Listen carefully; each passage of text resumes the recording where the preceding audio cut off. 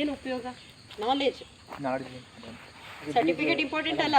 ಅದು ಇಂಪಾರ್ಟೆಂಟ್. ಇದು ಬೀಚ್ ಬರ್ತಾರೆ ನೀವು ಏನು ಹೇಳ್ತಾ ಇದ್ದೀರೋ ತಪ್ಪು ಸರಿನೋ ಅವ್ರು ಹೇಳಿದ್ದು ಸ್ವಲ್ಪ 100% ಇದೆ. ಆದರೆ ಮಾತಾಡೋಂಥದ್ದು ನೀವು ಮಾತಾಡಿಲ್ಲ, ಈ ಗಂಟ್ಲಿಂದ ನಿಮ್ಮ ಸ್ವರ ಬರಲಿಲ್ಲ, ಈ ಫೀಲ್ಡಲ್ಲಿ ನೀವು ವೇಸ್ಟ್. ಇವತ್ತೇ ಬಿಟ್ಬಿಡಿ, ಬರೋದು ಸರ್ಟಿಫಿಕೇಟ್ ಮನೆಗೆ ಕಳಿಸ್ಕೊಡ್ತಾರೆ. ಮಾತಾಡಬೇಕು. ಈಗ ಕ್ಲಾಸಲ್ಲಿ ಪ್ರತಿಯೊಬ್ಬರು ಮಾತಾಡ್ಬೇಕು ನನ್ನ ಜೊತೆ. ಇಲ್ಲಿ ನಾವು ಕ್ಯಾಶುವಲ್ ಆಗಿದ್ದೀವಿ. ನಾನು ಟೀಚರ್ ಅಲ್ಲ, ನಾನು ಇದಲ್ಲ, ನಾನು ಅಡ್ವೊಕೇಟ್ ಅಲ್ಲ, ನಾನೊಬ್ಬ ಗೈಡ್, ನಿಮಗೆ ಒಬ್ಬ ಮಾರ್ಗದರ್ಶಕರು ಅನ್ಕೊಂಡು. ನನಗಿಂತ ಚಿಕ್ಕವ್ರು ಇರ್ಬೋದು, ದೊಡ್ಡವ್ರು ಇರ್ಬೋದು, ಎಲ್ಲ ಅಣ್ಣ ತಮ್ಮಂದಿರೇ ಇರ್ಬೋದು. ಆದರೆ ಹೇಳ್ತಾ ಇರೋದೇನಪ್ಪ ಅಂದರೆ ನೀವು ಈ ಸ್ವರವನ್ನು ತೆಗಿಬೇಕು. ಓನ್ಲಿ ಸ್ಕೂಲಲ್ಲಿ ಫಂಕ್ಷನ್ಸ್ ಇದ್ದರೆ ಸ್ಟೇಜ್ ಫಿಯರ್, ಭಯ ಆಗ್ತಿತ್ತು ಮಾತಾಡಲಿಕ್ಕೆ. ಆದರೆ ಇವತ್ತು 100 ಜನ ಹಿಂದೆ ನಿಂತ್ಕೊಂಡ್ರು ನಾನು ಮುಂದೆ ಇದು ಮಾತಾಡ್ತೀನಿ. ಯಾವ ಥರ ನಾವು ಡೀಲಿಂಗ್ ತೊಗೋಬೇಕಾದ್ರೆ, ನಾಳೆ ಪ್ರಧಾನಮಂತ್ರಿ ಇಲ್ಲಿ ಬಂದರೆ ನಾನು ಮುಂದೆ ಇರ್ತೀನಲ್ಲ, ಪ್ರಧಾನಮಂತ್ರಿ ಮುಂದೆ ಇರ್ತಾರ, ನಾನು ಮುಂದೆ ಇರ್ತೀನ, ಗೈಡ್ ಮುಂದೆ ಇರ್ತಾರಲ್ಲ. ಇನ್ನೊಂದು ಸೀಕ್ರೆಟ್ ಏನಪ್ಪ ಅಂದರೆ, ದರ್ಶನ್ ಸರ್ ಬರೋರಿದ್ರು ಬರ್ಡಿಂಗಿಗೆ. ಏನು ನೋಡೋದು, ನಮ್ಮ ಲೆಕ್ಕ ಸರಿ ಇಲ್ಲ. ಅರೆ ಹೋಗಿ ಬಿಡಿ, ಬರ್ತಾರೆ. ಒನ್ಸ್ ಅಪಾನ್ ಟೈಮ್ ಬಂದೇ ಬರ್ತಾರೆ. ಎಲ್ಲ ಮಾತುಕತೆ ಆಗಿತ್ತು, ಪಾಪ ಬರೋರಿದ್ರು. ಫಿಲಮ್ ಮುಗಿದ್ಮೇಲೆ ಅಂತ ಸುಮ್ಮನೆ ನಮ್ಮಲ್ಲೇ ಇರಲಿ. ಆದರೆ ಏನು ಮಾಡೋದು, ಅಷ್ಟರಲ್ಲಿ ಏನೋ ಒಂದು ಆಯಿತು. ಇಲ್ಲ ಇಷ್ಟೊತ್ತಿಗೆ ಬರ್ತಿದ್ರು. ಈ ಆಗಸ್ಟ್ ಎಂಡಲ್ಲಿ ಬನ್ನಿ, ಈ ದೊಡ್ಡ ಹಾರ್ಮೇಲ್ ಕಾಣಿಸುತ್ತೆ ಅಂತ ಹೇಳಿದ್ದೆ. ನೋಡೋಣ ಇನ್ನು ಯಾವಾಗ ಬರ್ತಾರೆ. ಆದರೆ IG ಸಾಹೇಬರು, ಇಲ್ಲಿನ ಹೈಕೋರ್ಟ್ ಜಡ್ಜು, ಪ್ರತಿಯೊಂದು ಫೀಲ್ಡ್ನವರು ನಮಗೆ ಸಿಗ್ತಾರೆ. ನಾನಿವತ್ತು ಟೀಚರ್ ಆಗಿದ್ರೆ ಯಾರಾದರೂ ಬರ್ತಿದ್ರಾ? ನೋ. ಇವತ್ತು ನಾನೊಂದು ಗೈಡ್ ಇರೋದ್ರಿಂದ, ಅದರಲ್ಲೂ ಫೀಮೇಲ್ ಗೈಡ್ ಇದ್ದಾರಪ್ಪ. ಈ ನಮ್ಮ ಭಾಗದಲ್ಲಿ ಉತ್ತರ ಕನ್ನಡದಲ್ಲಿ ಯಾರು ಗೈಡ್ಗಳೇ ಇಲ್ಲ, ಫೀಮೇಲ್ ಗೈಡ್ ಇದ್ದಾರೆ. ಅದರಲ್ಲಿ ಇಷ್ಟೊಂದು ಇಂಟ್ರೆಸ್ಟ್ ತೊಗೊಂಡು ನಮ್ಗೆ ಗೈಡ್ ಮಾಡ್ತಿದ್ದಾರೆ. ಅದು ಗೈಡ್ ಅಂದರೆ ತುಂಬ ಹಾನೆಸ್ಟಾಗಿ ಮಾಡ್ತಿದ್ದಾರೆ. ಬೇರೆದವರು ಮಾಡ್ತಾರೆ ಹೀಗೆ ದುಡ್ಡು ಗಳಿಸೋದು. ಅರೆ ನಾವು ದುಡ್ಡು ಗಳಿಸೋದಲ್ಲ, ನಾವು ಜನರಿಗೇನೋ ಇನ್ಫಾರ್ಮೇಷನ್ ಕೊಡಬೇಕು. ಅದು ನಿಮಗೆ ಭಾಳ ಮೇಲ್ ತೊಗೊಂಡೋಗುತ್ತೆ. ಉತ್ತಮವಾದಂಥ ಮಾಹಿತಿ ಕೊಡ್ತೀವ, ಅದು ನಮ್ಮ ಲೈಫ್ ಟೈಮ್ ಇರುತ್ತೆ. ನಮಗೆ ಮೌತ್ ಟು ಮೌತ್ ಪಬ್ಲಿಸಿಟಿ ಆದಾಗ ನಮ್ಗೆ ಗೆಸ್ಟ್ ಜಾಸ್ತಿ ಆಗ್ತಾರೆ. ತುಂಬ ಜನ ಹೇಳ್ತಾರೆ, ನಮಗೆ ಗೆಸ್ಟ್ ಹಾಕ್ರಿ, ಕಮಿಷನ್ ಕೊಡ್ತೀವಿ, ನಿಮ್ಗೆ ಇದು ಮಾಡಿರಿ, ನಾವು ನಿಮ್ಮ ಬರ್ಡ್ ವಾಚಿಂಗ್ ಕಳಿಸ್ಕೊಡ್ತೀವಿ. ನೀವೇನು ಬರ್ಡ್ ವಾಚಿಂಗ್ ಕಳಿಸ್ಕೊಡೋದು? ನಾನೇ ಗೈಡ್ ಮಾಡಬೇಕು ಅಂತ ನಾನು ಹುಡುಕೊಂಡು ಬರ್ತಾರೆ. ಇಲ್ಲ ಸರ್ ಇವತ್ತು ಆಗೋದಿಲ್ಲ ಅಂದರೆ ನಾಳೆ ಡೇಟ್ ತೊಗೋತಾರೆ. ಹೋಮ್ ಸ್ಟೇ ನನ್ನನ್ನು ಕೇಳಿ ಬುಕ್ ಮಾಡ್ಕೋತಿದ್ದಾರೆ. ಹಾಗಾಗಿ ಗೈಡಿಗೆ ತುಂಬ ಇಂಪಾರ್ಟೆನ್ಸ್ ಇದೆ. ಅವರಿಗಿರೋ ಅಂಥ ಒಂದು ರೆಸ್ಪೆಕ್ಟು ಯಾವ ಫೀಲ್ಡಲ್ಲಿ ಇಲ್ಲ. ಇವತ್ತೊಬ್ಬ ಜಡ್ಜ್ ಆಗಲಿ, ಒಬ್ಬ ಪ್ರಧಾನಮಂತ್ರಿ PM ಆಗಲಿ, ಸಿದ್ದರಾಮಯ್ಯ ಬಂದರೂ ಕೂಡ ನಾವು ಮುಂದೆ ಇರ್ತೀವಿ.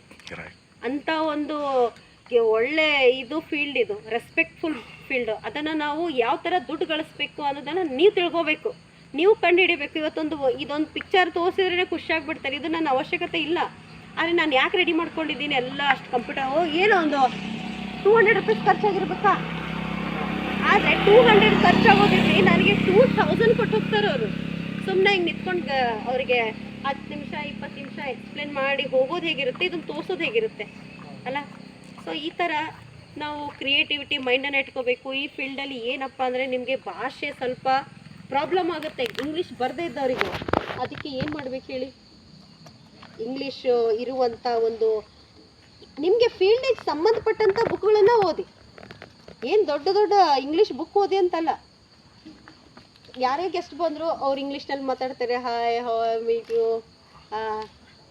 ಅಂತೇಳಿ ಏನೋ ಹೇಳ್ತಿರ್ತಾರೆ.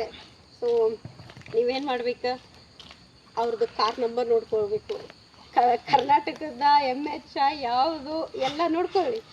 ಬಂದ ತಕ್ಷಣ ಅಂತೇಳಿ ಹಿಂಗೆ ಹೋಗೋದಲ್ಲ, ಸುಮ್ಮನೆ ಅಬ್ಸರ್ವೇಷನ್ ಮಾಡಿ. ಅವ್ರು ಏನು ಮಾತಾಡ್ತಾ ಇದ್ದಾರೆ, ತಮಿಳು ಮಾತಾಡ್ತಿದ್ದಾರಾ, ಓಕೆ ತೆಲುಗು ಮಾತಾಡ್ತಿದ್ದಾರಾ, ಯಾವ ಭಾಷೆ ಮಾತಾಡ್ತಿದ್ದಾರೆ ನೋಡ್ಕೊಳ್ಳಿ. ಅವ್ರದ್ದು ಆ್ಯಟಿಟ್ಯೂಡ್ ನೋಡ್ಕೊಳ್ಳಿ. ಹಾವ ಭಾವ ಆ್ಯಟಿಟ್ಯೂಡ್ ಅಂದರೆ ಆ ಥರ ಅಲ್ಲ, ಅವ್ರದ್ದು ಆ್ಯಟಿಟ್ಯೂಡ್ ಬಿಹೇವಿಯರನ್ನು ಸ್ಟಡಿ ಮಾಡಿ. ಈ ಥರ ನೋಡ್ಕೊಂಡಾಗ ಅವ್ರು ಮಾತಾಡಿದಾಗ 2 ಮಾತು ಬರುತ್ತಲ್ಲ, ಹಾಯ್ ಸರ್ ನಮಸ್ತೆ, I am Rajani, nice to meet you sir ಅಂತ ಹಿಂಗೆಲ್ಲ ಅಂತೇಳಿ ಭಾಳ ಇದರಿಂದನೇ ಹೇಳ್ಬಾರ್ದು. Oh yes Rajani good morning ಹೇಳ್ತಾರೆ. ಸೊ ಸರ್ ಅಪ್ಪೋ ಕಂಫರ್ಟೇಬಲ್ ಹಿಂದಿ ಕನ್ನಡ ಕೇಳಬೇಕು. ಎಸ್ ಓಕೆ ಅಂತಾರೆ. ಇಲ್ಲ ನೋ ಸಾರಿ ನನಗೆ ಅಷ್ಟೊಂದು ಕನ್ನಡ ಬರಲ್ಲ, ಹಿಂದಿ ಬರಲ್ಲ ಅನ್ನೋರು ಇರ್ತಾರೆ. ಸರ್ ಓಕೆ ನಾನು ನನ್ನ ಭಾಷೆಯಲ್ಲಿ ಎಕ್ಸ್ಪ್ಲೇನ್ ಮಾಡ್ತೀನಿ, ನಿಮ್ಗೆ ಅರ್ಥ ಆಗುತ್ತಲ್ಲ. ಯಾರಾದರೂ ಇದ್ದೇ ಇರತ್ತೆ ಅಕ್ಕಪಕ್ಕದವರು, ನೀವು ಆ ಥರ ಅಡ್ಜಸ್ಟ್ ಮಾಡ್ಕೋಬೋದು. ಇಂಗ್ಲೀಷ್ ಬಂತ, ಸೊ ಇಟ್ಸ್ ವೆರಿ ಗುಡ್. ಬಂತಂದರೆ ನಮಗೆ ಎಷ್ಟು ಬೇಕು ಅಷ್ಟೇ ಇಂಗ್ಲೀಷ್ ಬಂತ ಅಂತೇಳಿ ಪುರಾಣ ಹೇಳಲಿಕ್ಕಾಗತ್ತಾ? ಒಂದು ತಾಸಲ್ಲಿ ಎಷ್ಟು ಕವರ್ ಮಾಡ್ಬೇಕು ಅಷ್ಟೇ ಹೇಳಬೇಕು, ಜಾಸ್ತಿ ಎಕ್ಸ್ಪ್ಲನೇಷನ್ ಏನಿಲ್ಲ. ಅವ್ರಿಗೆ ಜಾಸ್ತಿ ಏನು ತೋರಿಸ್ಬೇಕು, ನಾವು ಪಕ್ಷಿಗಳನ್ನು ತೋರಿಸ್ಬೇಕು. ಸರ್ ಈ ಥರ ಪಕ್ಷಿ ಇದು ಈ ಥರ ಇರುತ್ತೆ, ಇದು ನೀರಲ್ಲಿ ಇರೋದು. ಸರ್ ಇಲ್ಲಿ ಈಗ ನೋಡಿದ್ರಲ್ಲ ಪಕ್ಷಿ, ಅದಿದೆ ನೋಡಿ ಈ ಪಕ್ಷಿ ಹೋಪೆ, ಈ ಥರ ತೋರಿಸ್ಬೇಕು. ಈ ಥರ ನಮಗೆ ಸುಮ್ಮನೆ ನೋಡಿ ಸರ್ ಅಲ್ಲಿ ಹಾರ್ನ್ ಮೇಲೆ ಸುಳ್ಳು ಹೇಳ್ತಿದ್ದೀರೇನೋ, ಕಾಗೆ ತೋರಿಸ್ಬಿಟ್ಟು ಹಾರ್ನ್ ಮೇಲೆ ಬಿಟ್ರೆ ಅಲ್ಲಿ ನೋಡಿ ಅಲ್ಲಿ ನರಿ ಹೋಗ್ತಿದೆ ನೋಡಿ, ನಾಯಿ ತೋರಿಸ್ಬಿಟ್ಟು ನರಿ ಅಂದ್ಬಿಟ್ರೆ. ಸರ್ ಅಲ್ಲಿ ನೋಡಿ ಬೈನಾಕ್ಸ್ ಸರ್ ನೋಡಿ ಸರ್, ನನ್ನ ಕ್ಯಾಮ್ರಾ ಇದೆ, ಕ್ಯಾಮ್ರಾ ಈಗೀಗ ತೊಗೊಂಡಿದ್ದು. ಅಂದರೆ ಒಂದು ಇಷ್ಟು ಜನ ಗ್ರೂಪ್ ಬರ್ತಾರೆ, ತುಂಬ ಕಷ್ಟ ಆಗ್ತಿತ್ತು. ಬೈನಾಕ್ಯುಲರ್ 10,000 15,000 ರೂಪಾಯಿ ಒಂದೊಂದು ಬೈನಾಕ್ಯುಲರ್. ಕ್ಯಾಮ್ರಾದಲ್ಲಿ ಏನು ಮಾಡ್ಬಿಡ್ತಿದ್ದೆ ಹಿಂಗೆ, ಅವ್ರು ಮತ್ತೆ ಬೈನಾಕ್ಸ್ ಕೊಟ್ಟರು 2-3 ಗ್ರೂಪ್ ಬೇರೆ ಬೇರೆ ತೊಗೋತಿದ್ದೆ. ನನಗೆ ಬೈನಾಕ್ಸ್ ಕೊಟ್ಟಿಲ್ಲ ಅಂತ ಅವರು ಒಂಥರ ಫೀಲ್ ಮಾಡ್ಕೊಳ್ಳೋರು. ಹಾಗಾಗಿ 3 ಗ್ರೂಪ್ ಇದ್ದರೆ 3 ಬೈನಾಕ್ಯುಲರ್ ಕೊಡ್ತಿದ್ದೆ. ಆ ಬೈನಾಕ್ಯುಲರ್ ಕೊಟ್ಟರೆ ನೋಡೋದೇ ಇಲ್ಲ. ಅಯ್ಯೋ ಮೇಡಮ್ ಸರ್ ಕುಚ್ಬಿನ ಇದಕ್ಕಿರ ಅಂತಾರೆ. 10,000 ಬೈನಾಕ್ಸ್. ಯಾಕಂದರೆ ಪ್ರತಿದಿನ ಅಭ್ಯಾಸ ಆಗಬೇಕಲ್ಲ, ಯಾವುದೇ ಕಣ್ಣಿಗಾಗಲಿ ನಮ್ಮ ಕಾಲಿಗಾಗಲಿ ನೀವು ಪ್ರತಿದಿನ ಅದಕ್ಕೆ ಪ್ರಾಕ್ಟೀಸ್ ಮಾಡಿಸ್ಬೇಕು. ಮೈಂಡಿಗೂ ಅಷ್ಟೇ ಪ್ರತಿದಿನ ಇದನ್ನು ಬಾಹ್ಯಾಟ ಹಾಕುವಂಥ ಪ್ರಾಕ್ಟೀಸ್ ಮಾಡಿಸಿದ್ರ ನಿಮ್ಮ ತಲೆಯಲ್ಲಿ ಉಳಿಯುತ್ತೆ. Without practice no successful. ಏನು ಗೊತ್ತಾ, ನೀವು ಪ್ರಾಕ್ಟೀಸ್ ಮಾಡದೆ ಏನೂ ಬರಲ್ಲ. 1 1 2 2 4 2 3 6 ಸುಮ್ಮನೆ ಬರುತ್ತಾ? 9 9 9 2 18 15 ಮಗ್ಗಿ ಹೇಳಿ ಬರುತ್ತಾ? ಬರುತ್ತೆ. 16 ಬರಲ್ಲ. ನಾವು ಅದೇ 16 16 16 32 ಮುಂದಿನ ಏನು ಗೊತ್ತಿಲ್ಲ. ಪ್ರಾಕ್ಟೀಸ್ ಮಾಡಬೇಕು. ಯಾವುದೇ ಪ್ರಾಕ್ಟೀಸ್ ಇಲ್ಲದೆ ಬರಲ್ಲ, ಮಗ್ಗಿನೇ ಬರಲ್ಲ ಅಂದರೆ ಮತ್ತೆ ಇದು ಬರುತ್ತಾ? ಹಾಗಾಗಿ ನಮ್ಮ ಲೈಫಲ್ಲಿ ನಮಗೆ ಪ್ರಾಕ್ಟೀಸ್ ತುಂಬ ಇಂಪಾರ್ಟೆಂಟು. ಪ್ರಾಕ್ಟೀಸ್ ಇಲ್ಲದೆ ನೀವು ಏನೂ ಮಾಡ್ಲಿಕ್ಕಾಗಲ್ಲ. ಪ್ರಿಪ್ರೇಷನ್ ಇಲ್ಲದೆ ನೀವು ಯುದ್ಧಕ್ಕೆ ಇಳಿಲಿಕ್ಕೆ ಆಗಲ್ಲ.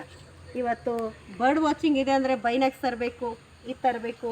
ಅದ್ರ ಜೊತೆ ಗೆಸ್ಟಿಗೆ ಸೊಳ್ಳೆ ಕಚ್ಚುತ್ತೆ ಅನ್ನೋದನ್ನು ಹೇಳಬೇಕು. ಸೊಳ್ಳೆ ಕಚ್ಚಿದ್ರೆ ಅದಕ್ಕೆ ಆಯಿಂಟ್ಮೆಂಟ್ ತೊಗೋಬೇಕು. ಫಸ್ಟ್ ಆಫ್ ಆಲು ನಾವು ಹೇಗಿರಬೇಕು, ಡಿಸಿಪ್ಲಿನ್ ಆಗಿರಬೇಕು. ನಮ್ಮ ನಡೆ ನುಡಿ. ನೀವು ಪಾನ್ ತಿಂತಾನೆ ಇರ್ಬೋದು, ಬಿಡ್ಲಿಕ್ಕಾಗಲ್ಲ. ನೀವು ಡ್ರಿಂಕ್ಸ್ ಮಾಡ್ತಾನೆ ಇರ್ಬೋದು, ತಪ್ಪಲ್ಲ. ಡ್ರಿಂಕ್ಸ್ ಮಾಡೋದು ತಪ್ಪಲ್ಲ. ಆದರೆ ಎಲ್ಲೆಲ್ಲಿ ಬೇಕೋ ಅಲ್ಲಲ್ಲಿ ಅಂಥ ಜಾಗದಲ್ಲಿ ಡ್ರಿಂಕ್ಸ್ ಮಾಡಿ ನಾವು ಮಿಸ್ಬಿಹೇವ್ ಮಾಡೋದು ತಪ್ಪು. ಎಲ್ಲ ಟೂರಿಸಮ್ ಫೀಲ್ಡಲ್ಲಿ ಅದೇ ಹೇಳ್ತಿರ್ತಾರೆ, ಹುಡುಗಿ ಆಗಲಿ ಹುಡುಗನಿಗಾಗಲಿ. ಆದರೆ ನಾವು ಹೇಗಿರ್ತೀವಿ ಅದ್ರ ಮೇಲೆ. ಒಬ್ಬ ಗೆಸ್ಟಿಗೆ ಬರುವಂಥ ಒಂದು ಯಾರೇ ಆಗಲಿ, ನನಗಾಗಲಿ ನೋಡಿದ ತಕ್ಷಣ ಹಾಂ ಹೌದಪ್ಪ ಇವತ್ತು ಇವರು ಇಷ್ಟು ನಾಲೆಜ್ ಇದೆ ಇವರಿಗೆಲ್ಲ ಹೇಳಿದ್ದೀನಿ. ಆದರೆ ಇವರು ರೆಡ್ ಜರ್ಕಿನ್ ಹಾಕ್ಕೊಂಡ್ಬಂದರು. ಸೊ ಸೆನ್ಸ್ ಬೇಕು. ಯಾರು ತಪ್ಪು ತಿಳ್ಕೊಬೇಡಿ. ನಾನು ಹೇಳ್ತಾ ಇರೋದು ನಿಮ್ಮ ಒಳ್ಳೇದಕ್ಕೆ, ನನಗೇನು ಆಗೋದಿಲ್ಲ. ಇನ್ನು ಇವರೇ ನಮಗೆ ನಿಮ್ಮ ರೋಟ್ರಿದವ್ರೇನು 10,000 ಕೊಡ್ತಾ ಇಲ್ಲ. ನಾನು ಇದು ಖುಷಿಯಿಂದ ಮಾಡ್ತಾ ಇರೋದು. ತೆಗಿಬೇಡ್ರಿ, ಇರಲಿ 3-5 ಪಕ್ಷಿಗಳು ಹೋಯ್ತೆ. ಟಿಫನ್ ಬ್ರೇಕ್ಫಾಸ್ಟ್ ಮಾಡೋದು. ಸೊ ಏನು ಹೇಳ್ತಾ ಇದ್ದೀನಿ ಅಂದರೆ, ನೇಚರಿಗೆ ಬರಬೇಕಂದ್ರೆ ನಮ್ಮ ಡ್ರೆಸ್ ಕೋಡ್ ಹೇಗಿರ್ಬೇಕು ಹೇಳಿ, ಡಿಸೆಂಟ್ ಆಗಿರಬೇಕು. ಕ್ಯಾಮೋಫ್ಲೋಜ್ ಅಂತಾರೆ, ಅಂದರೆ ಮರೆ ಮಾಚುವಂಥದ್ದು. ತುಂಬ ಕಲರ್ಫುಲ್ ಡ್ರೆಸ್ ಹಾಕೊಂಬಂದರೆ ಪಕ್ಷಿಗಳಿಗೆ ಏನು ಅನಿಸುತ್ತೆ, ಏನೋ ಒಂಥರ ನಮ್ಮ ಮಧ್ಯದಲ್ಲಿ ಏನೋ ಡಿಫ್ರೆಂಟ್ ಇದೆ ಅಂತ ಹೆದರಿ ಹೋಗ್ಬಿಡ್ತಾರೆ. ಸೊ ಎಲ್ಲ ನೀಟಾಗಿ ಶೇವಿಂಗ್ ಮಾಡಿಕೊಂಡು ಕೂದಲೆಲ್ಲ ಬಾಚ್ಕೊಂಡು ಒಬ್ಬ ಗೆಸ್ಟ್ ಬರ್ತಾ ಇದ್ದಾನೆ ಅಂದರೆ ಅವರು ಎಷ್ಟು ದೊಡ್ಡ ವ್ಯಕ್ತಿ ಇರ್ತಾರೆ ಗೊತ್ತಾ ನಿಮಗೆ. ನಾನು ಭಾಳ ಜನರಿಗೆ ನೆಗ್ಲೆಕ್ಟ್ ಮಾಡಿದ್ದೀನಿ. ಆದರೆ ನನ್ನ ಬಂದೋದವ್ರು CEO ಇನ್ನು ಯಾರ್ಯಾರೋ ಫೀಲ್ಡಲ್ಲಿದ್ದವರು. ನಾನು ಆಮೇಲೆ ಒಂದ್ಸರಿ ಅಂತೂ ಒಂಥರ ಡಿಗ್ರಿ ಎಲ್ಲ ಬಿಟ್ಕೊಂಡು ಬಂದಿದ್ರು. ಯಾರೋ ಬಿಡಿ ಇವರೇನಂತ ಸುಮ್ಮನೆ ಒಂಥರ ನೆಗ್ಲಿಜೆನ್ಸ್ ಆಗಿ ಎಷ್ಟು ತೀರಾ ಸಿಂಪಲ್ ಇರ್ತಾರೆ ಗೊತ್ತಾ. ನಾವು ಮನುಷ್ಯನ ನೋಡಿ don't Z book cover page ಅಂತ ಹೇಳ್ತಾರೆ. ಸೊ ನಾವು ಯಾರನ್ನ ಕೂಡ ಅವ್ರ ಬಟ್ಟೆ ನೋಡಿ ಅವರ ಒಂದು ಆಕಾರ ವಿಕಾರ ನೋಡಿ ನಾವು ಜಡ್ಜ್ಮೆಂಟ್ ಮಾಡಬಾರ್ದು. ನಾನು ಏನು ಬಿಡಿ ಇವ್ರೇನು ಅಂತೇಳಿ ಹೇಳೋದನ್ನು ಸ್ವಲ್ಪ ಕಡಿಮೆ ಮಾಡಿಬಿಡ್ತಿದ್ದೆ. ನನಗೆ ಆಮೇಲೆ ಗೊತ್ತಾಯಿತು ಅವರು ನ್ಯಾಷನಲ್ ಜಿಯೋಗ್ರಫಿದಲ್ಲಿ ಕೆಲಸ ಮಾಡೋರು, ಅಂಡರ್ ವಾಟರ್ ಹೀರೋ. ನನಗೆ ಇನ್ನೊಬ್ಬರು ಫೋನ್ ಮಾಡಿ ಹೇಳಿದಾಗ ಗೊತ್ತಾಗಿದೆ, ನೀವು ಫಸ್ಟಿಗೆ ಹೇಳಿಬಿಟ್ರೆ ನೀವು ಹೆದರ್ತೀರಾ, ಏನು ಹೇಳೋದು ಅಷ್ಟೇ ಹೇಳೋದಿಲ್ಲ. ಹಾಗಾಗಿ ಮೇಡಮ್ ಹೇಳಲಿಲ್ಲ, ಸಿಂಪಲಾಗಿ ಒಬ್ರು ಗೈಡ್ ಇದ್ದಾರೆ ಅಂತೇಳಿ ಅವರು ಕ್ವಶನ್ ಮೇಲೆ ಕ್ವಶನ್ ಕೇಳ್ತಿದ್ರು. ಇವರೇನಪ್ಪ ಹಿಂಗಿದ್ದಾರೆ, ಎಷ್ಟು ಮೈ ಮೇಲೆ ಬಿದ್ದು ಮಾತಾಡ್ತಿದಾರಲ್ಲ, ಬರೀ ಟಚ್ ಮಾಡ್ತಿದಾರಲ್ಲ, ಹಿಂಗೆ ಅನಿಸ್ಬಿಡ್ತಿತ್ತು. ಬಟ್ ಆಮೇಲೆ ನಂಗೆ ಗೊತ್ತಾಯಿತು, ಅಯ್ಯೋ ದೇವ್ರಿ ಎಷ್ಟು ತಪ್ಪು ಮಾಡಿಬಿಟ್ನಲ್ಲ ಏನೋ. ಆಮೇಲೆ ನಾನು ಸರ್ ನೀವು ಮುಂಚೆ ಹೇಳ್ಬೇಕಿಲ್ಲ ಸರ್ ಅಂತ ಮತ್ತೆ ಫೋನ್ ಮಾಡಿ ಹೇಳಿದೆ. ಇಲ್ಲ ರಜನಿ ಇಟ್ಸ್ ಓಕೆ, ನಾವು ನೆಕ್ಸ್ಟ್ ಬರ್ತೀವಿ, ಅವಾಗ ಬೇರೆ ಕಡೆ ಕರ್ಕೊಂಡು ಹೋಗಂತ ಹಿಂಗಂದರು. ಅವಾಗ ಬಂದರು. ಆದರೆ ನಾವು ಅವತ್ತಿಂದ ನಾನು ಇವತ್ತವರೆಗೂ ಒಬ್ಬ ಚಪ್ಪಲಿ ಹೊಲನ್ ಬಂದರೂ ಕೂಡ ನಾನು ರೆಸ್ಪೆಕ್ಟ್ ಕೊಡ್ತೀನಿ. ಯಾರೇ ಬಂದರೂ ಕೂಡ. ಎಂಥ ಒಂದು ಮಿಡಲ್ ಕ್ಲಾಸ್ನವ್ರು ಬರ್ತಾರೆ, ಪಾಪ ಅವ್ರಿಗೆ ಪಕ್ಷಿ ನೋಡೋದಕ್ಕೆ ಆಸೆ ಇರುತ್ತೆ. ಆದರೆ ಫೀಸ್ ಇಷ್ಟು ಹೇಳಿದಾಗ ಅವ್ರು ಪಾಪ ಬೇಜಾರಾಗುತ್ತೆ. ಅವಾಗ ಅಂಥ ಒಂದು ಟೈಮಲ್ಲಿ ನಾವೇನು ಮಾಡ್ಬೇಕು ಹೇಳಿ, ಫೀಸನ್ನು ಕಡಿಮೆ ಮಾಡ್ತೀವಿ. ಇಂಟ್ರೆಸ್ಟ್ ಇರುತ್ತೆ ನಿಮಗೂ ಎಲ್ಲೋ ಹೋಮ್ ಸ್ಟೇದಲ್ಲಿ ಉಳಿಲಿಕ್ಕೆ ಇಂಟ್ರೆಸ್ಟ್ ಇರುತ್ತೆ, ಆದರೆ ದುಡ್ಡು ಇರಲ್ಲ ಫೈನಾನ್ಷಿಯಲಿ. ಅವಾಗ ಏನು ಮಾಡಬೇಕು? ಅವರು ನೋಡಿ ಕನ್ಸರ್ನ್ ಮಾಡಿದ್ರೆ ಆಯಿತು, ನಾವು ಸ್ವಲ್ಪ ಕಡಿಮೆ ಮಾಡೋದು ಅಂತ ನಾನು ಫ್ರೀ ಮಾಡಿದ್ದೀನಿ. ಎಷ್ಟೋ ಶಾಲೆ ಮಕ್ಕಳಿಗೆಲ್ಲ ಫ್ರೀ ಮಾಡ್ತಿರ್ತೀನಿ. ಸೊ ಈ ಥರ ನಾವು ಎಲ್ಲವನ್ನು ರೆಡಿ ಇಟ್ಕೊಂಡು ನೋಡಿ ಸರ್ ಇದು ಈ ಥರ ಜಾಗ, ಈ ಥರ ನಾವು ಬಂದಿದ್ದೀವಿ, ಇದು ದಾಂಡೇಲಿ ತುಂಬ ಡಿಪೋ, ಇಲ್ಲಿಂದ 2 ಕಿಲೋಮೀಟ್ರ್. ಕೆಲವೊಬ್ಬರಿಗೆ BP ಶುಗರ್ ಇರುತ್ತೆ, ಅವ್ರಿಗೆ ಮುಂಚೆ ಹೇಳಬೇಕು ಸರ್ ನನಗೆ ಟೈಮ್ ಇದೆ, ಇಲ್ಲಪ್ಪ ನನಗೆ ಒಂದು 8:15ವರೆಗೂ 7ಕ್ಕೆ ಬಂದಿರ್ತಾರ ಸರ್, 1 ಅವರ್ ಟೈಮ್ ಇದೆ. ಸೊ ನೀವು 1 ಅವರಲ್ಲಿ ಹಿಂಗೆ ಕರ್ಕೊಂಡು ಹೋಗ್ಬೇಕು ಅಂತ ಸೆಕೆಂಡಲ್ಲಿ ನೀವು ಪ್ಲ್ಯಾನ್ ಮಾಡಬೇಕು. ಇಲ್ಲಿಂದ ಸರ್ 2 ಕಿಲೋಮೀಟ್ರ್ ಆಗುತ್ತೆ ನಡೆಯೋದು, ಅಡ್ಡಿ ಇಲ್ವಾ? ವಯಸ್ಸಾದವ್ರು ಇರ್ತಾರೆ, ನೀರು ತೊಗೊಳ್ಳಿ, ನೀರು ಬಾಟ್ಲು ಕೊಡಿ, ನಾನು ಬ್ಯಾಗ ಇಟ್ಕೊಳ್ತೀನಿ. ಈ ಥರ ಕೇರಿಂಗ್ ಇರಬೇಕು. ಆಮೇಲೆ ಕರ್ಕೊಂಡು ಹೋಗಬೇಕು. ನಿಮಗೆ ಗೊತ್ತಿರುತ್ತೆ, ಫಸ್ಟೇ ಬಂದಿರ್ತೀರ, ಇಲ್ಲ ಇಲ್ಲಿ ಹಾರ್ನ್ ಬಿಲ್ಲು ಕಾಣಿಸುತ್ತೆ, ಸರ್ ಇಲ್ಲಿ ಹೋಗೋಣ ಸರ್, ಹಾರ್ನ್ ಬಿಲ್ ಇದೆ, ನಮ್ಮ ಇಲ್ಲಿ ಫೇಮಸ್ ಅಕ್ಕಿ. ಇವತ್ತೇನಾದರೂ ಇಷ್ಟೊಂದು ಕಾಡು ನೋಡ್ತಾ ಇದ್ದೀರಂದರೆ ಅದಕ್ಕೆ ಮುಖ್ಯ ಕಾರಣ ಹಾರ್ನ್ ಬಿಲ್. ಏನಕ್ಕಪ್ಪ ಅಂದರೆ ಹಾರ್ನ್ ಬಿಲ್ ಅಕ್ಕಿಗಳು ತುಂಬ ದೂರ ಹೋಗುತ್ತೆ ಹಣ್ಣು ತೊಗೊಂಡು. ಮೇನ್ ಡಯಟು ಫ್ರೂಟ್ಸು, ಮುಖ್ಯವಾಗಿ ಅದು ಹಣ್ಣುಗಳನ್ನು ಜಾಸ್ತಿ ತಿನ್ನುತ್ತೆ. ಆದರೆ ಓಮ್ನಿವರಸ್ಸು ಅಂದರೆ ಸರ್ವಭಕ್ಷಕ ಪಕ್ಷಿ ಈ ಥರ ತಿಂತಾ ಇರುತ್ತೆ ಸರ್. ಅದು ತುಂಬ ದೂರ ಹೋಗ್ತಾ ಇರುತ್ತೆ ಮೇಡಮ್. ಎಲ್ಲೇ ನಾವು ಟ್ರಾವೆಲ್ ಮಾಡುತ್ತಲ್ಲಿ ಅದರ ಡ್ರಾಪಿಂಗ್ ಬೀಳೋದ್ರಿಂದ ಮರ ಹೊಟ್ಕೊಳ್ಳುತ್ತೆ. ಸೊ ಹಾಗಾಗಿ ಹಾರ್ನ್ ಬಿಲ್ ಅಕ್ಕಿಗಳಿಗೆ ನಾವು ಫಾರ್ಮರ್ಸ್ ಆಫ್ ದ ಫಾರೆಸ್ಟ್, ಕಾಡಿನ ರೈತ, ಕೃಷಿಕ ಅಂತ ಹೇಳ್ತೀವಿ. ಇವತ್ತು ನೀವು ಮಗು ನೋಡ್ತಿದ್ದೀರಾ, ಒಂದು ಸೈಡು ಹುಲಿ ಇದೆ, ಒಂದು ಸೈಡು ಹಾರ್ನ್ ಬಿಲ್ ಇದೆ. ಅದರ ಅರ್ಥ ಏನಂದರೆ ನಮ್ಮ ಕಾಳಿ ಟೈಗರ್ ರಿಸರ್ವ್ನ ಲೋಗೋ, ನಾವು ಹುಲಿಗೆ ಎಷ್ಟು ರೆಸ್ಪೆಕ್ಟ್ ಕೊಡ್ತೀವಿ ಅಷ್ಟೇ ಈ ಪಕ್ಷಿನ ಕೊಡ್ತೀವಿ. ಯಾಕಂದರೆ ಹುಲಿ ಅಷ್ಟೇ ಪ್ರಾಮುಖ್ಯವಾಗಿದೆ. ಇವತ್ತು ಹುಲಿಗೆ 21 ವರ್ಷ ಅದರ ಲೈಫ್ ಸ್ಪ್ಯಾನ್, ಅಂದರೆ ಇದಕ್ಕೆ ಜೀವಿತಾವಧಿ 52 ವರ್ಷ. ಇದು ಹುಲಿ ಅಷ್ಟೇ ಪ್ರಾಮುಖ್ಯತೆಯನ್ನು ಪಡ್ಕೊಂಡಿರುತ್ತೆ. ಏನಾದರೂ ಒಂದು ವೇಳೆ ಹುಲಿಗೆ ನಾವು ಹೊಡೆದ್ವಿ ಕೊಂದ್ವಿ ಅಂದರೆ ಸೇಮ್ ಪ್ರೊಸೀಜರ್ ಇದಕ್ಕೆ. ಶೆಡ್ಯೂಲ್ 1 ಸ್ಪೀಷೀಸ್, ಅದು ಶೆಡ್ಯೂಲ್ 1ರಲ್ಲಿ ಬರುತ್ತೆ, ಶೆಡ್ಯೂಲ್ 1ರಲ್ಲಿ ಇದು ಬರುತ್ತೆ. ಶೆಡ್ಯೂಲ್ 1 ಅಂದರೆ ನಾನ್ ಬೇಲೇಬಲ್ ಅಫೆನ್ಸ್. ನಾನ್ ಬೇಲೇಬಲ್ ಅಫೆನ್ಸ್ ಗೊತ್ತಿದೆ ಅಲ್ಲ? ಸೊ ಬೇಲೇಬಲ್ ಆಗುವಂಥದ್ದು ಬೇರೆ ಪ್ರಾಣಿಗಳನ್ನು ಹೊಡೆದ್ರೆ, ಬೇರೆ ಮರಗಳನ್ನು ಕಟ್ ಮಾಡಿದರೆ ಬೇಲೇಬಲ್ ಆಗುತ್ತೆ. ಸಾಗವಾನಿ ಕಟ್ ಮಾಡಿದೆ, ಇನ್ನೇನೋ ಕಟ್ ಮಾಡಿದೆ, ತಿಮ್ಮಿಂಗಲ ಹೊಡೆದೆ, ಮೊಸಳೆ ಹೊಡೆದೆ, ಆಮೇಲೆ ಹಾರ್ಮಿಲ್ ಹೊಡೆದೆ, ಬೇರೆ ಶೆಡ್ಯೂಲ್ಗಳಲ್ಲಿ ಇರುತ್ತೆ. ನೀವು ಅದನ್ನು ಆಮೇಲೆ ನಿಮಗೆ ತೋರಿಸ್ತೀನಿ ನಾನಲ್ಲಿ. ಸೊ ಇದನ್ನು ಹೊಡೆದ್ಬಿಟ್ರೆ 7 ವರ್ಷ ಸಜೆ, 1 ಲಕ್ಷ ಪೆನಾಲ್ಟಿ. ನಿಮಗೆ ನಾನ್ ಬೇಲೇಬಲ್ ಒಳ್ಳೆ ವಕೀಲನೇ ಇಡಬೇಕು. ಮತ್ತೆ ಅದರಲ್ಲೂ ಏನಪ್ಪ ಅಂದರೆ ಕೇಸ್ ನಡೀತಾ ಇರುತ್ತೆ, ಬೇಲ್ ಜಾಮೀನ್ ಮೇಲೆ ಬೇಲ್ ತಗೊಳ್ತೀರಾ. ಈಗ ದರ್ಶನ್ ಕೇಸ್ ಹಂಗೆ ಆಗಿದೆಲ್ಲ, ಕೆಲವೊಮ್ಮೆ ನಿಮ್ಮದು ಬೇಲ್ ರದ್ದಾಗೋ ಚಾನ್ಸಸ್ ಇರುತ್ತೆ. ಹಾಗಾಗಿ ನಾವು ಅಫೆನ್ಸ್ಗಳನ್ನು ಆದಷ್ಟು, ನಿಮಗೆ ಒಂದು ಒಳ್ಳೆ ಕಿವಿ ಮಾತು ಏನು ಹೇಳ್ತಾ ಇದೆ ಅಂದರೆ, ಆದಷ್ಟು ಪೊಲೀಸು ಫಾರೆಸ್ಟಿಂದ ದೂರ ಇರಿ. ಇದ್ರೆ ಎಲ್ಲ ಜೊತೆ ಒಳ್ಳೆ ಬಾಂಡಿಂಗಲ್ಲಿ, ಯಾರ ಹತ್ರನೂ ನಾವು ಜಗಳ ಮಾಡ್ಕೋಬಾರ್ದು. ಈ ಫೀಲ್ಡ್ ಹಾಗೆ. ನನಗೇನು ಕಷ್ಟ ಬಂದಿಲ್ಲ ಅಂತಲ್ಲ, ನನಗೆ ತುಂಬ ಕಷ್ಟ ಬಂದಿದೆ. ಇವಳು ಫಾರೆಸ್ಟಲ್ಲಿ ಓಡಾಡ್ತಾಳೆ ಅಂತ ಒಂದಿಷ್ಟು ಜನ ಪಿನ್ ಹೊಡೆದ್ರು, ಒಂದಿಷ್ಟು ಜನ ಏನೋ ಮಾಡಿದ್ರು, ಒಂದಿಷ್ಟು ಜನ ಜಲಸಿ ಫೀಲಿಂಗ್ ಮಾಡ್ತಾರೆ. ಪ್ರೊಫೆಷ್ನಲಿ ಜಲಸಿ ಅಂತಾರಲ್ಲ, ನಿಮ್ಮ ಪಕ್ಕದಲ್ಲಿದ್ದವರೇ ಜಲಸ್ ಫೀಲ್ ಮಾಡ್ಬೋದು. ಆದರೆ ನಾವು ಎಲ್ಲೂ ಕೂಡ ತಪ್ಪು ಮಾಡಿ ಸಿಕ್ಕಾಕೋಬಾರ್ದು, ಚಾನ್ಸ್ ಕೊಡಬಾರ್ದು ಇನ್ನೊಬ್ರಿಗೆ ಹೇಳೋ ಥರ. ಹಾಗಾಗಿ ಆದಷ್ಟು ನೀವು ಪೊಲೀಸರಿಂದ, ಫಾರೆಸ್ಟ್ನವರಿಂದ, ಬೇರೆ ಫೀಲ್ಡ್ನವ್ರ ಜೊತೆ ಏನಿರಬೇಕು, ಆದಷ್ಟು ಚೆನ್ನಾಗಿರಬೇಕು, ಅವ್ರ ಜೊತೆ ಇರಬೇಕು. ಅವ್ರದ್ದೆಲ್ಲ ಕೆಲಸ, ಅವ್ರದ್ದು ಮೈಂಡ್ ಸೆಟ್ಟನ್ನು ತಿಳ್ಕೊಬೇಕು ನೀವು. ನೋಡಪ್ಪ ಈ ಫಾರೆಸ್ಟ್ ಭಾಳ ಚಂದ, ಇಲ್ರಿ ಮೇಡಮ್ ಬರ್ರಿ ಒಳಗೆ ಕರ್ಕೊಂಡು ಹೋಗ್ತೀನಿ ನಾನು, ನನಗೆ ಆ ಫಾರೆಸ್ಟ್ ಪರಿಚಯ ಇದ್ದಾರೆ ಅಂತ ಹೇಳಿದ್ದಾರೆ ಒಬ್ರು.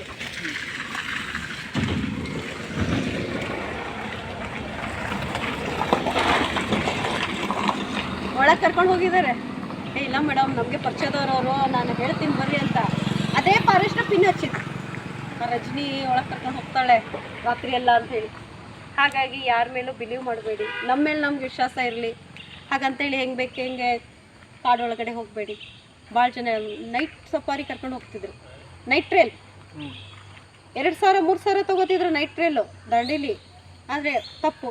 ಯಾಕಂದರೆ ಇನ್ ಕೇಸ್ ಏನೋ ಒಂದು ಹಾವು ಕಸ್ತು ಅಂದರೆ ಇಡೀ ನಮ್ಮ ದಾಂಡೇಲಿಗೆ ಕೆಟ್ಟ ಹೆಸರು, ಇಡೀ ನಿಮ್ಮ ಜಿಲ್ಲೆಗೆ ಕೆಟ್ಟ ಹೆಸರು. ಹಾಗಾಗಿ ಆ ತಪ್ಪನ್ನು ಮಾಡಬೇಡಿ. ಯಾಕಂದರೆ ಗೆಸ್ಟು ತುಂಬ ಪೋಸ್ಟ್ ಮಾಡ್ತಾರೆ, ಅಲ್ಲಿ ಕರ್ಕೊಂಡೋಗಿ ಇಲ್ಲಿ ಕರ್ಕೊಂಡೋಗಿ. ನಿಮ್ಮ ಸೇಫ್ಟಿ ನೋಡ್ಕೊಳ್ತೀರಾ, ಅವ್ರದ್ದು ಮಾತಿಗೆ ಮೇಲೆ ಬೆಲೆ ಕೊಡ್ತೀರಾ. ಅದನ್ನು ಹೇಳೋ ರೀತಿ ಬೇರೆ ಇರುತ್ತೆ. ಕನ್ವರ್ಟ್ ಮಾಡಿ, ಮೇಡಮ್ ಆ ಥರ ಅಲ್ಲ, ಈ ಥರ ಸರ್, ಈ ಥರ ನಿಮ್ಗೆ ಆ ಕ್ಷಣಕ್ಕೆ ಬರುತ್ತೆ ಊಹೆ ಮಾಡ್ಕೊಳ್ಳೋದು. ಸೊ ಕಾಡಲ್ಲಿ ಹೋಗೋದು ಅಪರಾಧ ಇದೆ.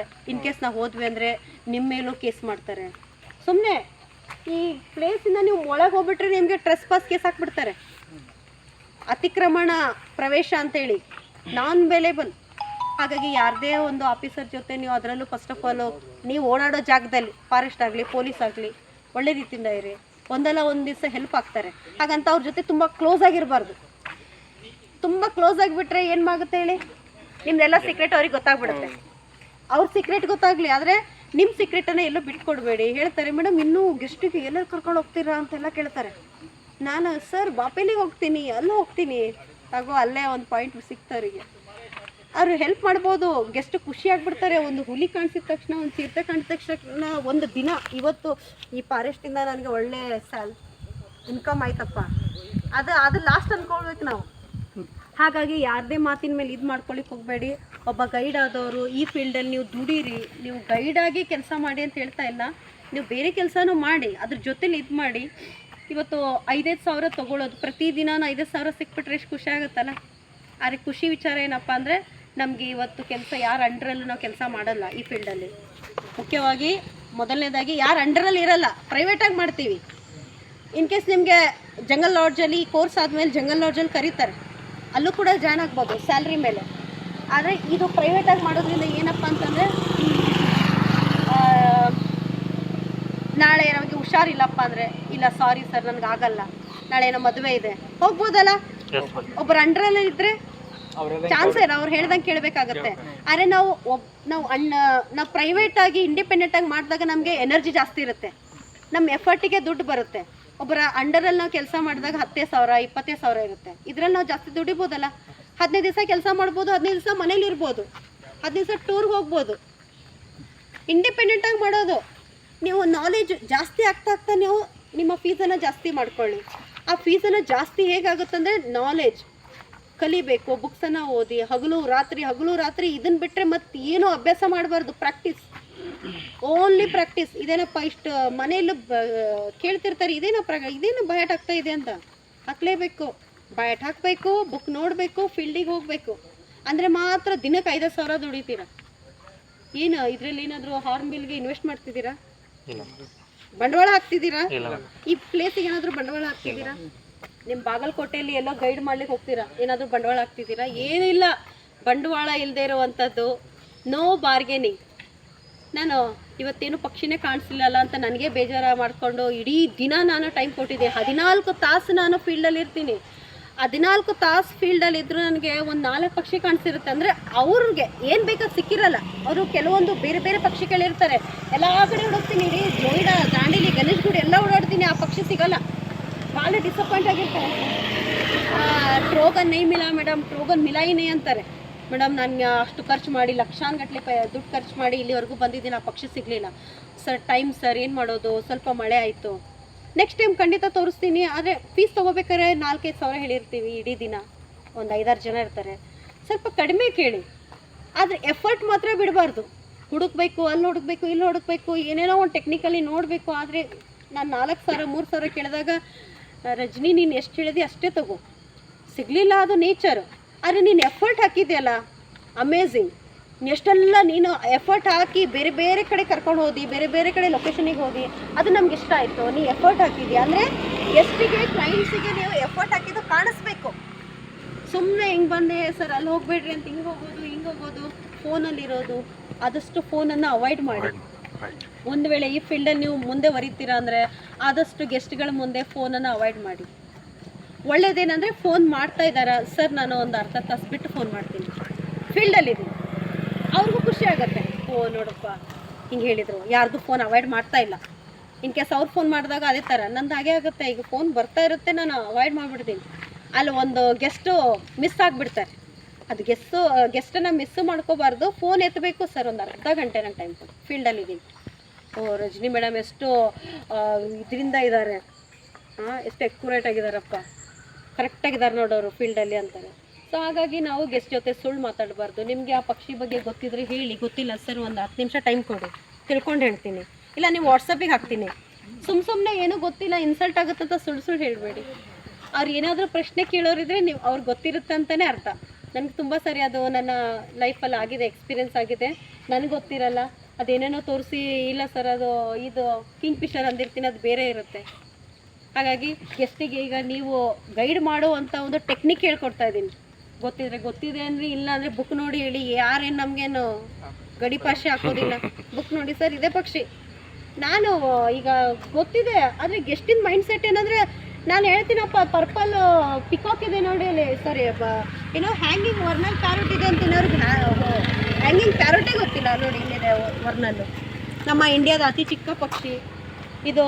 ತುಂಬ ಜನ ಕೇಳ್ತಿರ್ತಾರೆ, ಇದು ತುಂಬ ರೇರ್ ಕಾಣಿಸುತ್ತೆ, ತುಂಬ ಅತಿ ಕಡಿಮೆ ಕಾಣಿಸೋ ಪಕ್ಷಿ ಅಂತ ಹಿಂಗೆ ಹೋಗಿ ತೋರಿಸೋದು ಈ ಥರ ಇರುತ್ತೆ. ಸೊ ಇನ್ನೂ ತುಂಬ ಇದೆ. ಇದೇ ಫೀಲ್ಡಲ್ಲಿ ಬರ್ತೀರಂದರೆ ಕೆಲವೊಂದು ಟೆಕ್ನಿಕ್ಸ್ ಇದೆ, ಗೈಡಿಂಗು ಟೆಕ್ನಿಕ್ಸು, ಆಮೇಲೆ ಕೆಲವೊಂದು ಪ್ರೆಸೆಂಟೇಷನ್ ಇದೆ. ನಿಮಗೆ ಅದನ್ನು ನಾನು ತೋರಿಸ್ತೀನಿ. ಯಾಕಂದರೆ ಇವಾಗ ನಿಮ್ಗೆ ಮುಖ್ಯವಾಗಿ ಬೇಕಾಗಿದ್ದು ಓಡಾಟ ಅಲ್ಲ, ನಾಲೆಜ್ ಇದೆ. ಫಸ್ಟ್ ಏನು ಹೇಳ್ಕೊಡ್ತಿದೆ ಅದ್ರ ಮೇಲೆ ನಿಮಗೆ ಕಾನ್ಸಂಟ್ರೇಷನ್ ಇರಬೇಕು. ಆ ಒಂದು ಟಿಪ್ಸನ್ನು ತೊಗೋಬೇಕು. ಸುಮ್ಮನೆ ನಾನು ಮಾಡ್ಬೋದು, ಒಂದು ರೌಂಡ್ ನಿಮಗೆ ಪಕ್ಷಿ ವೀಕ್ಷಣೆ ಮಾಡಿಸ್ಕೊಂಡು ಬರ್ಬೋದು, ಏನು ಹೇಳಿದೆ ಅದು ಸರಿನಾ? ಅದು ಎಲ್ಲರೂ ಮಾಡ್ತಾರೆ. ನೀವೇ ನಾಳೆ ಟೈಮ್ ಸಿಕ್ಕ ನೀವೇ ಬಂದು ಓಡಾಡ್ಬೋದು, ಅದಲ್ಲ. ಆದರೆ ನಾನಿರಲ್ಲ, ಹೇಳೋರಿರಲ್ಲ. ಹಾಗಾಗಿ ನಾನು ಎಷ್ಟು ಸಾಧ್ಯ ಆಗುತ್ತೋ ಅಷ್ಟು ಹೇಳೋರನ್ನು ನಾನು ನೋಡ್ತಾ ಇರ್ತೀನಿ. ಅವ್ರು ಏನು ಬಾಯಿಂದ ಹೇಳ್ತಾರಪ್ಪ ಗೈಡ್ ಅನ್ನೋದನ್ನು ಬರ್ಕೊಳ್ತಾ ಇರ್ತೀನಿ. ಯಾವುದೇ ಕಾರಣಕ್ಕೂ ಈ ಥರ ಒಂದು ಬುಕ್ ಇರಬೇಕು ನಿಮ್ಮ ಹತ್ರ. ಪಟ್ ಅಂತ ಹೇಳಿ ಏನೋ ಸರಿ ವರ್ನಲ್ ಹ್ಯಾಂಗಿಂಗ ಬರ್ಕೊಂಬಿಡ್ಬೇಕು. ವರ್ನಲ್ ಹ್ಯಾಂಗಿಂಗ್ ಹೇಳಿದರು ಈ ಥರ ನೋಡಿ ಇನ್ನೂವರೆಗೂ ನಾನು ಮೇಂಟೈನ್ ಮಾಡ್ತಾಯಿದ್ದೀನಿ. ನಾನು ಮಾಡ್ತಾನೆ ಇರ್ತೀನಿ. ನೇಚರ್ ಕ್ಯಾಂಪ್ ಇರುತ್ತೆ, ಯಾವುದೇ ಕ್ಯಾಂಪ್ಗಳಿದ್ರು ನೀವು ಅಟೆಂಡ್ ಮಾಡಿ, ನಿಮಗೆ ನಾಲೆಜ್ ಸಿಗುತ್ತೆ. ನಾವು ಒಂದೇ ಹೇಳಿದ್ದಲ್ಲ, ಇನ್ನೊಬ್ರು ನನ್ನ ಥರನೇ ಇನ್ನೊಬ್ರು ಹೇಳಿದಾಗ ಅದು ಡಬಲ್ ಆಗುತ್ತೆ ನಾಲೆಜು. ಹೌದಲ್ಲ, ರಜನಿ ಮೇಡಮ್ ಕತೆ ಹೇಳಿದರು, ಇವರು ಹೇಳ್ತಿದ್ದಾರೆ, ಅದು ಮೈಂಡಲ್ಲಿ ರಿಜಿಸ್ಟರ್ ಆಗಿಬಿಡುತ್ತೆ. ಸೊ ಈ ಥರ ಈ ಫೀಲ್ಡಲ್ಲಿ ಬೆಳೀರಿ. ಯಾಕಂದರೆ ನಾನು ಈ ಫೀಲ್ಡಲ್ಲಿ ಸಕ್ಸಸ್ ಕಂಡ್ಕೊಳ್ತಾ ಇದ್ದೀನಿ. ಇವಾಗ ಸೆಪ್ಟೆಂಬರ್ ಬಂತಂದರೆ ನನಗೆ ಟೈಮೇ ಸಿಗಲ್ಲ. ನಾ ಇಲ್ಲಿರೋ ರೆಸಾರ್ಟಲ್ಲಿ ಕೆಲಸ ಮಾಡೋ ಹುಡುಗರಿಗೆ ಒಂದು ಅರ್ಧ ಗಂಟೆ ನನ್ನ ಜೊತೆ ಬಾ, ನನ್ನ ಗ್ರೂಪನ್ನು ಅರ್ಧ ಜನ ಮುಂದೆ ಕರ್ಕೊಂಡು ಹೋಗು, ಅರ್ಧ ಜನ ನಾನು ತೊಗೊಳ್ತೀನಿ, ಎಲ್ಲ ನಾನೇ ಗೈಡ್ ಮಾಡೋದು. ಆದರೆ ಲೀಡ್ ಮಾಡಿ ಅದೇನು ಫೀಸ್ ಬರ್ತದೆ ನೀವು ಇಟ್ಕೊಳ್ಳಿ ಅಂತ ಹೇಳಿದ್ದೀನಿ. ಬರೋದಿಲ್ಲ, ಭಯ. ಏನಾದರೂ ಪ್ರಶ್ನೆ ಕೇಳಿಬಿಟ್ರೆ ಹೇಳಲಿಕ್ಕಾಗಲ್ಲ ಅಂತಾರೆ. ಹೇಳಲಿಕ್ಕಾಗಲ್ಲ ಅಂದರೆ ಸ್ವಲ್ಪ ಮುಂದೆ ಹೋದರೆ ನನ್ನ ಹಿಂತಿರುಗಿ ನೋಡ್ತಾರೆ. ಹಾಗಾಗಿ ನೀವು ಬೆಳೀರಿ, ನೀವು ಕಷ್ಟಪಡ್ರಿ. ಇದು ಏನು ಭಾಳ ದೊಡ್ಡ ಮಹಾನ್ ಕೆಲಸ ಅಲ್ಲ. ನಿಮಗೇನು ಬಾಬಾ ಸಾಹೇಬ್ ಅಂಬೇಡ್ಕರ್ ಥರ ಇಷ್ಟೆಷ್ಟು ಬುಕ್ ಓದೋದಲ್ಲ, ಇದಿಷ್ಟೇ ಬುಕ್ಕು. ನಾನು ನಿಮ್ಗೆ ಇದನ್ನು ತರಿಸ್ಕೊಡ್ತೀನಿ. ಇಷ್ಟು ಬುಕ್ಕು ಬಾಗಲಕೋಟೆ ಸಂಬಂಧಪಟ್ಟಂಥ ಕೆಲವೊಂದು ಬುಕ್ಸ್ ಇದ್ದಾವೆ. ಅದ್ರ ಬಗ್ಗೆ ಆ ಭಾಗದಲ್ಲಿರೋರು ಯಾವ ಥರ ಗೈಡ್ ಮಾಡ್ಬೋದು, ಟೂರಿಸ್ಟ್ ಆ್ಯಂಡ್ ಟ್ರಾವೆಲಿನ ಈ ಒಂದು ಟ್ರೈನಿಂಗ್ ಮುಗಿದ್ಮೇಲೆ ಏನು ಮಾಡ್ಬೋದನ್ನು ಹೇಳ್ತೀನಿ. ಆದರೆ ಇದನ್ನು ಸೈಡಾಗಿ ನಿಮಗೆ ಒಂದೇ ಸಾರಿ ಇದರಲ್ಲಿ ಸ್ಯಾಲ್ರಿ ಬರೋಲ್ಲ, ಇದರಲ್ಲಿ ದುಡ್ಡು ಆಗಲ್ಲ, ಇದನ್ನು ನೆನಪಲ್ಲಿ ಇಟ್ಕೊಳ್ರಿ. ಆದರೆ ಇದು ಮಾಡ್ತಾ ಹೋಗ್ತೀರಾ, ಇದು ನಿಮಗೆ ಸೈಡ್ ಬಿಸ್ನೆಸ್ ಥರ. ಸೆಕೆಂಡ್ರಿಯಾಗಿ ತೊಗೋಬೋದೇ ಬಿಟ್ಟರೆ ಇದು ಸ್ಟಾರ್ಟಿಂಗ್ ಡೇ ಸರ್, ಇನಿಷಿಯಲ್ ಸ್ಟೇಜಲ್ಲಿ ನೀವು ಸೆಕೆಂಡ್ರಿಯಾಗಿ ತೊಗೋಬೇಕು. ಬೇರೆ ಕೆಲಸ ಮಾಡಬೇಕು ಬಿಟ್ಟರೆ ಇದನ್ನೇ ನಾವು ಜಾಬ್ ಅಂತ ತಿಳ್ಕೊಬಾರ್ದು. ನಾನು ಮುಂಚೆ ಬೇರೆ ಕೆಲಸ ಮಾಡ್ತಾಯಿದ್ದೆ. ವಕೀಲರ ಕಡೆ ಕೆಲಸ ಮಾಡಿದೆ, ಟೈಪಿಂಗ್ ಮಾಡಿದೆ, ಏನೋ ಮಾಡಿದೆ, ಡ್ರಾಫ್ಟಿಂಗ್ ಮಾಡಿದೆ. ಆಮೇಲೆ ಇವ್ರಿಗೆ ಗೊತ್ತಿದೆ ನಾನೀಗ ದಾಂಡೇಲಿ ಹಳೆಯ ಕೋರ್ಟಲ್ಲಿ ಏನು ಮಾಡ್ತಿದ್ದೀನಿ ಹೇಳಿ, ಪ್ರಾಕ್ಟೀಸ್ ಮಾಡ್ತಾಯಿದ್ದೀನಿ. ಅಡ್ವೊಕೇಟ್ ಇದ್ದೀನಿ ನಾನು ಈ ಫೀಲ್ಡ್ ಟೋಟಲಿ ಬಿಟ್ಬಿಡ್ಬೋದು. ಅಲ್ಲೂ ಸುಮ್ಮನೆ ಒಂದು ಕೇಸ್ ಹಿಡಿದ್ರೆ ಸಾಕು, ಒಂದು 15-20 ಸಾವಿರ ಬಂದುಬಿಡುತ್ತೆ ಶಾರ್ಟ್ಕಟ್ಟಲ್ಲಿ. ಸುಳ್ಳು ಹೇಳ್ಬೇಕಾ? ಜಾರ್ಜ್ ಮೇಡಮ್ ಕೇಳ್ತಾರೆ, ಹಿಂಗೆ ಇದೆ ಏನೋ ಪ್ರಶ್ನೆ ಕೇಳ್ತಾರೆ. ನೀವು ಕಾಡಲ್ಲಿ ಹೋಗಿದ್ರಿ, ಈ ಥರ ಮರ ಕಟ್ ಮಾಡಿದ್ರಿ, ನಿಮ್ಮ ಮೇಲೆ ಆರೋಪ ಇದೆ, ಸುಳ್ಳಿದೆ ಅಂತ ಹೇಳಬೇಕು. ಇವರು ನಿಮ್ಮ ಮೇಲೆ ಈ ಥರ ಆರೋಪ ಹೊರಿಸಿದ್ದಾರೆ, ನೀವು ಮತ್ತೆ ಸಾಗುವಾನಿ ಮರವನ್ನು ಕಟ್ ಮಾಡಿ ತುಂಡು ಮಾಡಿ ತೊಗೊಂಡು ಹೋಗಿದ್ರಂತೆ, ಸುಳ್ಳಿದೆ, ಕಟ್ ಮಾಡಿರ್ತಾನೆ. ಆದರೆ ನಾವು ವಕೀಲರು ಏನು ಹೇಳ್ಕೊಡ್ಬೇಕು, ಸುಳ್ಳಿದೆ ಅಂತ ಹೇಳಿ ಕ್ಲೈಂಟ್ ಗೆದ್ದಾಗ್ತಾನೆ. ಮತ್ತೆ ಈ ಥರ ನಾವು ಜಡ್ಜ್ ಮುಂದೆ ಸತ್ಯವನ್ನೇ ಹೇಳುತ್ತಲೇ, ಸತ್ಯವನ್ನು ಬಿಟ್ಟು ಬೇರೆ ಹೇಳಲ್ಲ ಅಂದ್ಕೊಂಡು ಸುಳ್ಳಿದೆ ಅಂತ ಹೇಳ್ತೀವಿ. ಅರೆ ಅದರಲ್ಲಿ ದುಡ್ಡು ಗಳಿಸೋದು ಎಷ್ಟು ಸರಿ? ನಾನೊಂದು ನ್ಯಾಚುರಲಿಸ್ಟು, ಸರಿನಾ? ಎಲ್ಲ ಟೋಟಲ್ ಅಪೋಸಿಟ್ ಫೀಲ್ಡ್ ನಂದು. ನಮಸ್ಕಾರ ಸರ್, ಹಾರ್ಮೇಲ್ ಇದೆ ಸರ್ ಅಲ್ಲಿ. ಸೊ ಹಾಗಾಗಿ ನಾನು ಅಡ್ವೊಕೇಟೇ ಇರ್ಬೋದು, ಏನೇ ಇರ್ಬೋದು, ಆದರೆ ನಮ್ಮ ಒಂದು ವೃತ್ತಿ ಫೀಲ್ಡು, ನಾನು ಬೆಳೆದು ಬಂದಂಥ ವೃತ್ತಿಯನ್ನು ನಾವು ಮರಿಬಾರ್ದು. ನಮಗೆ ಈ ಫೀಲ್ಡಲ್ಲಿ ಇರೋದ್ರಿಂದ ಆ ಫೀಲ್ಡಲ್ಲಿ ಮನಸ್ಸು ಕೊಟ್ಟು ಕೆಲಸ ಮಾಡ್ಲಿಕ್ಕೆ ಆಗ್ತಾ ಇಲ್ಲ. ಸುಳ್ಳಿದೆ, ಸತ್ಯ ಇದೆ, ಅದೇ ಕೆಲಸ ಅಲ್ಲ ನಮ್ದು. ದೊಡ್ಡ ವಕೀಲರು ನೋಡಿರ್ತೀವಿ, ಕಾರ್ ಇರುತ್ತೆ, ದೊಡ್ಡ ಮನೆ ಕಟ್ಟಿರ್ತಾರೆ. ಹೇಗ್ರಿ ಒಂದೇ ರೂಟಿಂದ ಹೋದ್ರೆ ಅಲ್ಲ ಕಟ್ಲಿಕ್ಕೆ ಸಾಧ್ಯನಾ? ನಾವು ನಿಯತ್ತಾಗಿ ಹೋದ್ರೆ ದೊಡ್ಡ ಬಿಲ್ಡಿಂಗ್ ಕಟ್ಬೋದಾ? ಯಾವ ಕಟ್ಬೋದು ಹೇಳಿ, 70 ವರ್ಷ ಆದಮೇಲೆ. ಆದರೆ ಇವಾಗ ಜನ್ರೇಷನ್ ಆ ಥರ ಆಗಿದೆ. ನಾನು ಆ ಫೀಲ್ಡಿಗೆ ಅಷ್ಟೊಂದು ಪ್ರಾಮುಖ್ಯತೆ ಕೊಡಲ್ಲ, ಕೆಲಸ ಮಾಡ್ಲಿಕ್ಕಾಗಲ್ಲ. ನಾನು ಏನನ್ನ